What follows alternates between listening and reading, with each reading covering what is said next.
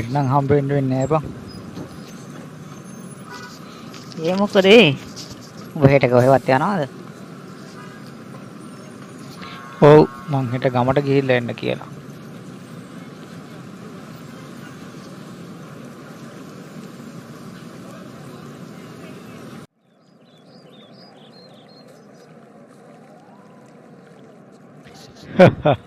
උඹ ආවම බලන්න නේද?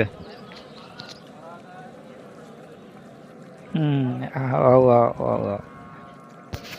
ආරංචි වුණා මට. මොකද උනේ උඹට? පිපුරුවා බං. එයාලයින් ට්‍රැක්ස් එකක්. කොණ්ඩ කෑල්ලක් ගිහිල්ලා වෙන්න ඇති. නෑ බං. ඊනියට ට්‍රැක් වුණාම කියන්නේ ඒකනේ බං. දැන් ඉතින් මොකද උඹට ඔය උනේ කකුලට? මොකක් හරි ඇක්සිඩන්ට් එකක්වත් වුණාවද? නෑ බං. දැන් මේකනේ ඉතින් ප්‍රශ්නේ. පඩිය ගත්තා. අරගෙන බඩු අරගෙන අනම් මනම් මේවා වෙලා එනකොට හඳුන් දෙයක්වත් ගන්න සල්ලි ඉතුරු නෑ. අනික ගමට එනකොට නිකන් එන්නත් බෑනේ බං. බස් එකේ අර එමේ එන්නත් ඕනේ.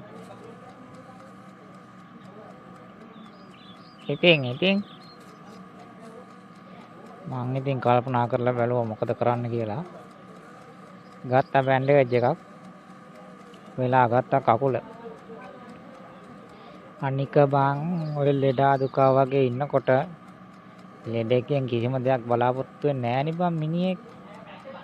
පාඩුවේ හිටිය හැකි. මට මේ කකුලෙන් පයින් උනත් ගැහුව හැකි. හැබැයි එක පොඩි ගැටලුවක් තියෙනවා බං. ඒ මොකක්ද ඒක?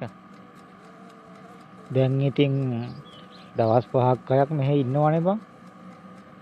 ඇක්ටිං එකේ ඉන්නත් එපායි. ඒක තමයි කරන්න අමාරුම එක.